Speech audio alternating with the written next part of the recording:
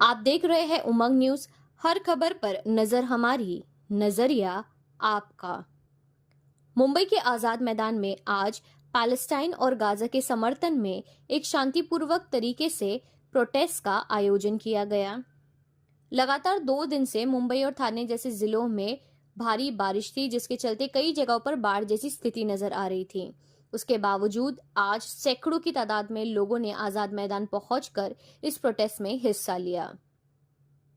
Free free Palestine के नारे से आजाद मैदान गूंज उठा।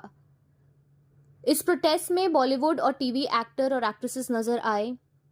जिस तरीके से पैलेस्टाइन और गाजा में जेनोसाइड हो रहा है और जिस तरीके से खास तौर पर बच्चे और महिलाओं को शिकार बनाया जा रहा है, इसकी कड़ी निंदा लोगों ने की। इस प्रोटेस्ट में हर जाति धर्म के लोग नजर आए। इस पूरे आंदोलन का जायजा लिया है हमारे संवाददाता श्रुति सिंह ने। किस तरीके से ये पूरा प्रोटेस्ट आयोजन किया गया था, क्या कुछ लोगों की राय थी, आइए देखते हैं।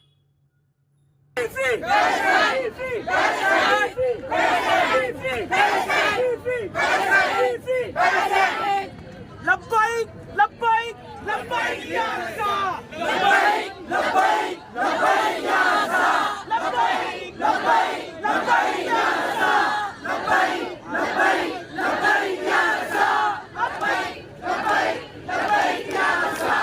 अब पुकारो जोर से लब्बाइक या अल्लाह, अब पुकारो जोर से लब्बाइक या अल्लाह, अब पुकारो जोर से लब्बाइक या अल्लाह।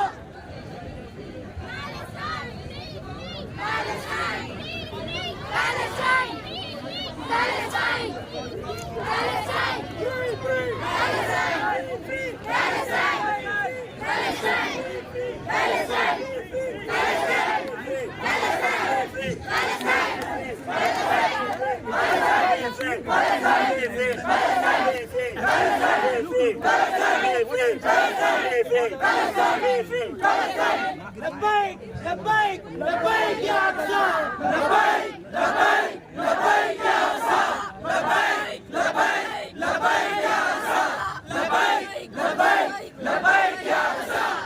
हम यहाँ मुंबई के आज़ाद मैदान में मौजूद है, जहाँ गाज़ा को लेकर प्रोटेस्ट चालू हुआ है। आप तस्वीरों के माध्यम से देख सकते हैं कि सैकड़ों के तादाद में लोग जो यहाँ मौजूद है। तो चलिए अब लोगों से बात करते हैं और देखते हैं कि उनकी क्या राय है। प्रोटेस्ट को लेकर आप क्या कहना चाहते हैं? यार आई एम सो प्राउड। मैं इतना खुश हूँ that my country, my India is here standing with the Palestinians, because ये मुझे ना ह्यूमैनिटी में फेथ वापस से आने लग गया है, जो बीच में शायद कहीं खो गया था। कोविड में थोड़ा दिखा था। I saw wonderful people road पे कोविड में, पर जस्ट सीइंग ऑल दिस मेरा दिल बहुत खुश है कि मेरा देश अभी भी मेरा देश है। मैं तो इस पर समझता हूँ कि ये जो यहाँ जितने लोग आज जमा हुए हैं यहाँ पर, ये कोई मुसलमान के लिए या हिंदू के लिए नहीं है। ये जो है इंसानियत के लिए यहाँ पर जमा हुआ है। यहाँ पर जितने लोग जमा हुए हैं सब इंसानियत के लिए यहाँ पर जमा हुए हैं। और ये सब लोग ये चाहते हैं, इंसानियत के लिए जमा हुआ है और ये चाहते हैं कि एक भलाई हो और जो है वो किसी के साथ हत्या ना हो, किसी को मारा ना जाए, किसी को परेशान ना किया जाए। 22 महीनों से जो इसराइल ने जो है वो बिल्कुल गलत तरीके से लोगों को मारा है, उन्हें ख़त्म किया है। तो हम चाहते हैं कि अब शांति हो, ये बंद करें और जो है उस केस में वो हो। शुक्रिया। देखिए, ये प्रोटेस्ट जैसे कि अभी पहले भाई ने बोले कि ये किसी रिलीजन का या किसी एक समुदाय का प्रोटेस्ट नहीं है, ये इंसानियत का प्रोटेस्ट है। हम अगर देखेंगे तो इतने टाइम से जो हो रहा था, इसको बताया जा रहा था कि हमास वर्सेस इसराइल का जंग चल रही है, लेकिन हम देख रहे हैं कि ऑन रिकॉर्ड आ रहा है कि तकरीबन 60,000 से ज़्यादा छोटे छोटे बच्चे और औरतों को जो है कत्ल किया जा रहा है। तो मुझे बताइए, 2-2 साल के बच्चे, 3-3 साल के बच्चे, ये कौन से टेरर ऑर्गेनाइजेशन से हो सकते हैं? बताइए कौन से, मतलब इनके अंदर जो है कौन सा इनके अंदर जो है सामान वगैरह चलाने का, बंदूक वगैरह चलाने की ताकत इनके अंदर हो सकती है? देख रहे हैं छोटे बच्चे, कुछ महीने के बच्चे हैं, वो लोग भी जो है एकदम ऐसे फोटो देख के हमारी आंखें बर्दाश्त नहीं होती, एकदम सूख के बेचारे मर रहे हैं। और छोटे छोटे बच्चों के ऊपर चलते रहते हैं। अभी रिसेंटली एक आमिर की न्यूज़ आई थी, 6 साल का बच्चा 22 किलोमीटर दूर जाके वो अपने लिए खाना लेकर आता है और आने के बाद हम क्या देखते हैं कि उसको रास्ते में ही उन लोग जो गोली मार के मार देते हैं। तो ये कहाँ से इंसान थे, कहाँ से छोटे बच्चे के साथ में आप लोग ये सब चीज़ें कर रहे हैं और नाम इसको दे रहे हैं कि ये टेरर के खिलाफ लड़ाई है। तो मुझे समझ में नहीं आता कौन सा ऐसा दुनिया में टेरर है तो छोटे छोटे बच्चों के हाथ में, छोटे छोटे बच्चों को जो है टेररिस्ट ट्रेनिंग देता होगा। ये फजूल बात है।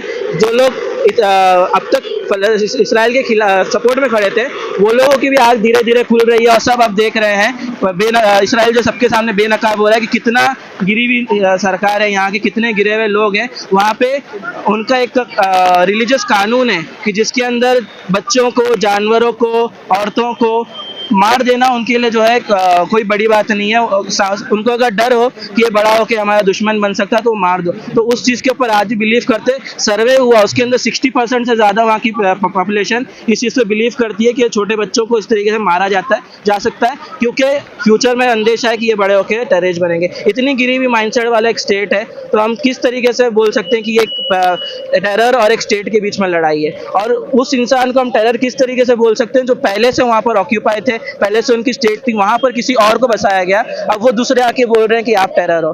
तो ये आँख खोल के देखने वाली बात है।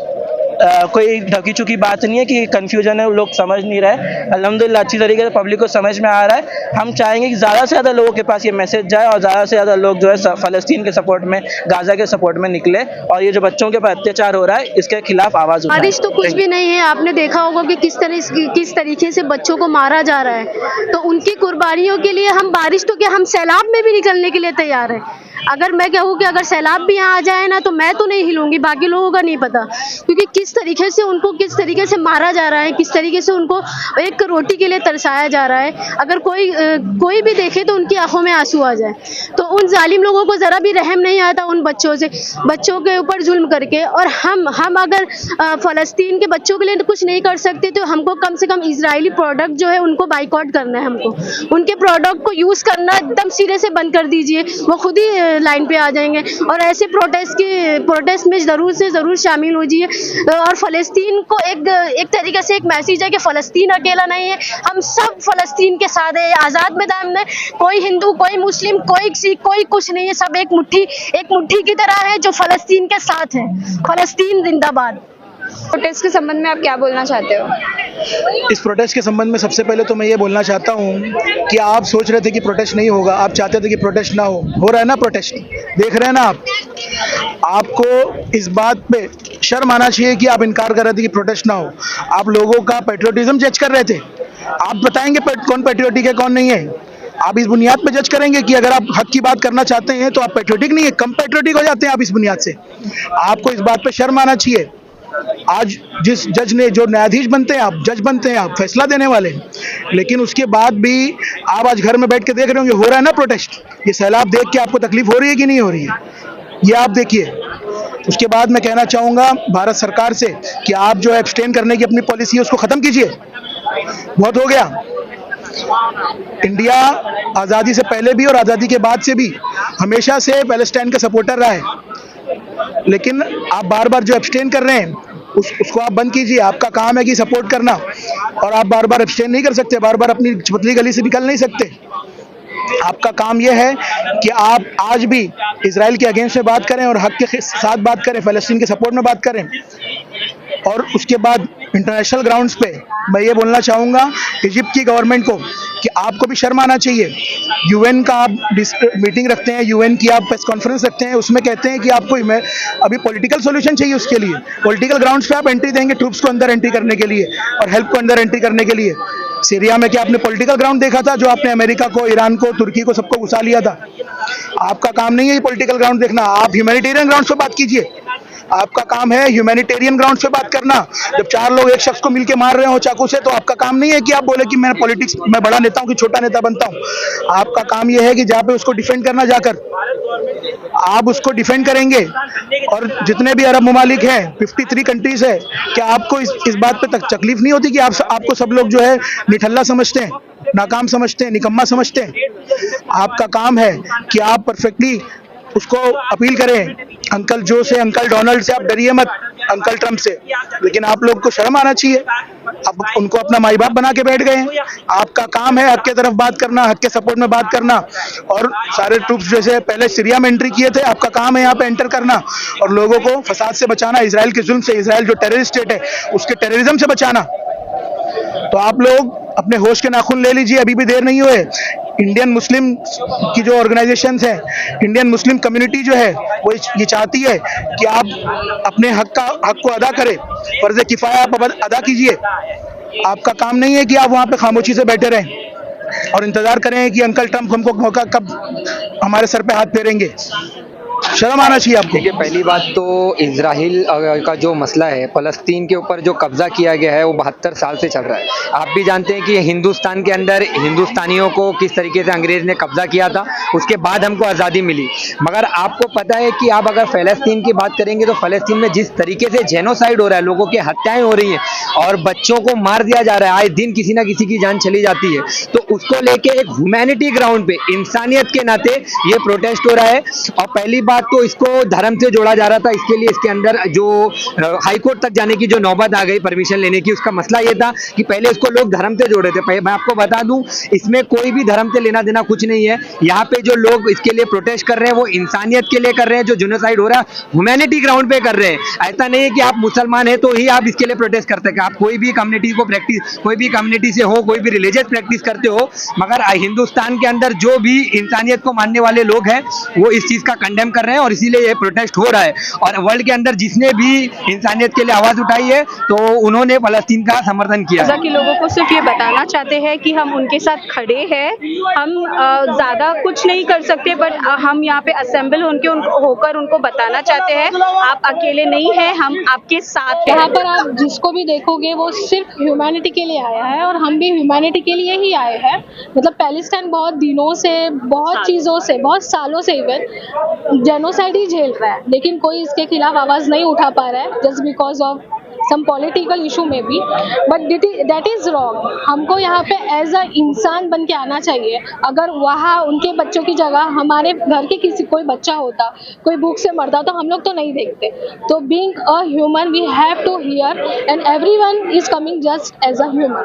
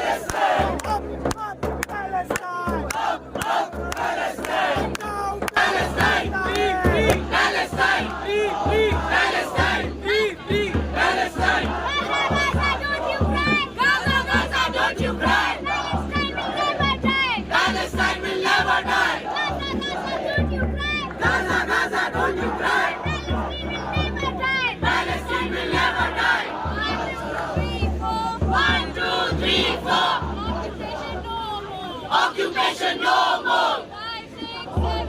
5, 6, 7, 8. Israel is a terror state. Raise the voice, take the stand. Raise the voice, take the stand. Free the people, free the land. Raise the voice, take the stand. Raise the voice, take the stand. Free the people, free the land. Bharat Mata ki jai. Bharat Mata ki jai.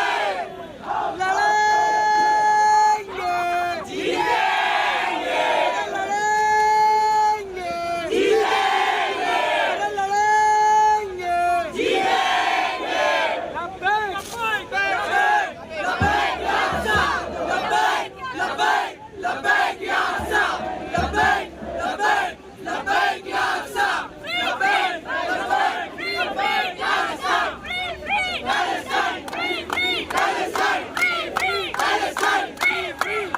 हुकूमत ने सरेआम खुलेआम कहा है कि वो जो Gaza में कर रहे हैं, जो नरसंहार कर रहे हैं, वो फिलिस्तीनी अस्तित्व को, फिलिस्तीनी जमीन अस्तित्व और जान को मिटाने की मुहिम है।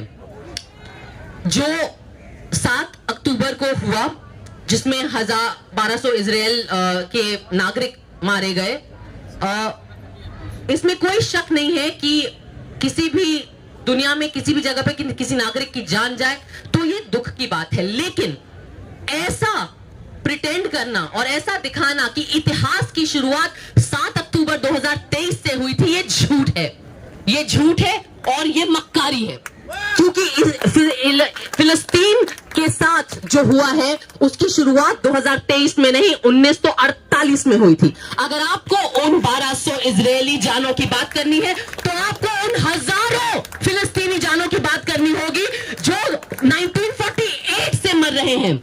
अगर आपको उन 200 हॉस्टेजेस की बात करनी है जो हमास के पास है, तो आपको उन 10,000 फिलिस्तीनियों की बात करनी होगी जिन्हें इजराइल ने किडनैप किया है और सालों दशकों तक अपनी जेलों में रखा है, बिना किसी ट्रायल के, बिना किसी चार्ज के। आज हम यहाँ इसलिए हैं क्योंकि हम ये बात पूरी दुनिया को बताना चाहते हैं, और पूरी दुनिया में जो लोग ये बात कर रहे हैं हम उनके साथ जुड़ना चाहते हैं कि दुनिया में हर जान, चाहे वो जो धर्म की हो, जो रंग की हो, वो जान महत्वपूर्ण है। दुनिया में पैदा हुआ हर बच्चा महत्वपूर्ण है। ऐसा नहीं है कि गोरों के बच्चों की जानें ज्यादा कीमती हैं और एशिया और अफ्रीका और लैटिन अमेरिका के बच्चों की जानें थोड़ी कम कीमती हैं।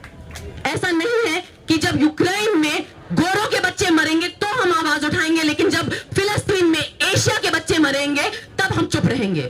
ये बात सही नहीं है। इजराइल ने 80 साल तक प्रोपेगेंडा के माध्यम से जो भी उन्होंने पाया है वो पाया है। उनका प्रोपेगेंडा इतना कमाल का था कि हमें एक बेसिक बात जो कि फैक्ट है, जो कि हिस्टोरिकल फैक्ट है, वो कहने में 3 बार सोचना पड़ता है कि आप चाहे आपकी कौम के साथ एक दूसरी जगह पे, एक दूसरे कॉन्टिनेंट पे जो भी बुरा हुआ, आप उसका बदला किसी तीसरी जगह पे जाके नहीं ले सकते हैं।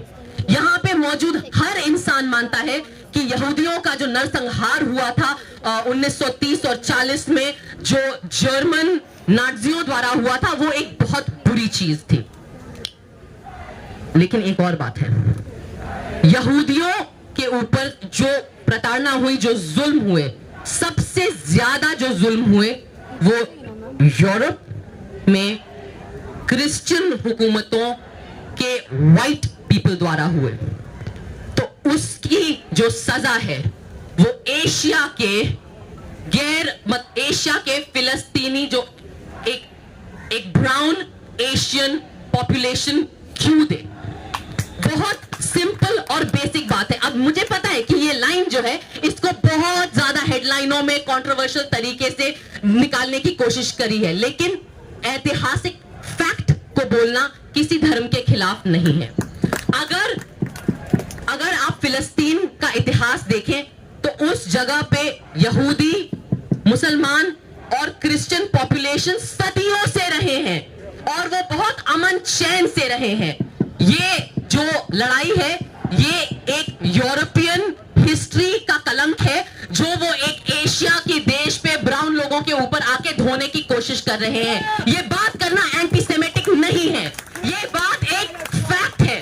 और 7 अक्टूबर के बाद जो गाजा के लोगों पे जो बर्बरता हुई है, जो जुल्म उन्होंने झेले हैं, जो नरसंहार हो रहा है, जिस हैवानियत और दरिंदगी के साथ इजरायली हुकूमत अपनी हरकतें कर रही है, उसने इजराइल के प्रोपेगेंडा का पर्दाफाश किया है।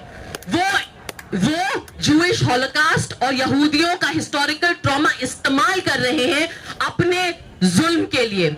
आज फिलिस्तीनियों के ऊपर जो हो रहा है उससे हमें एक चीज मिलनी चाहिए, हमें हिम्मत मिलनी चाहिए कि चाहे इजराइल जो करे, हम फिलिस्तीनी लोगों का अस्तित्व, उनकी याद, उनकी लड़ाई अपने दिल, अपने जुबान, अपने जहन और अपनी हरकतों में कायम रखेंगे।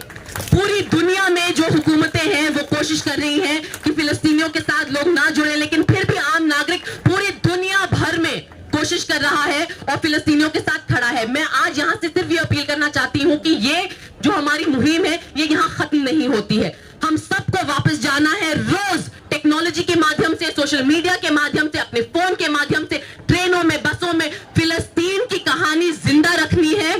छोटे से छोटी पहल अपने घर में शुरू करिए, चाहे वो एक चीज बॉयकॉट करिए, आप एक छोटी सी चीज बॉयकॉट करिए, पर करिए जरूर। और जितना इजरायली और ज़ायनी हुकूमत कोशिश करे फिलिस्तीन का अस्तित्व मिटाने की, उन लोगों को खत्म करने की इस देश से, उतना हम सबको कोशिश करनी है कि हम फिलिस्तीनी लोगों की आवाज और उनकी जंग जिंदा रखें अपने दिल में, अपने जुबान में। एक बार मेरे साथ बोलिए, free free Palestine, free free Palestine, free free Palestine, from the river to the sea, from the river to the sea. बहुत बहुत धन्यवाद। या ठिकाणी अनेक